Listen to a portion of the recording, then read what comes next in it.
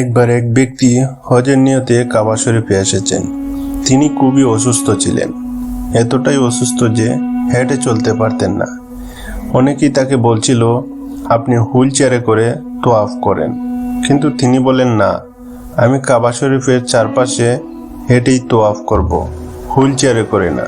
অবশেষে সহায়তা করে তাকে কাবা শরীফে কাছে নেওয়া হলো।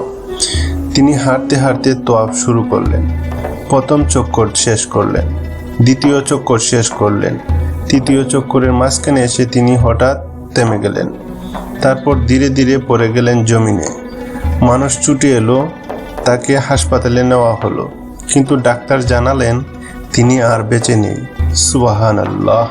আল্লাহ তাআলা তাকে তার ঘরের চারপাশে তোয়াফ করতে করতে মৃত্যু দিলেন।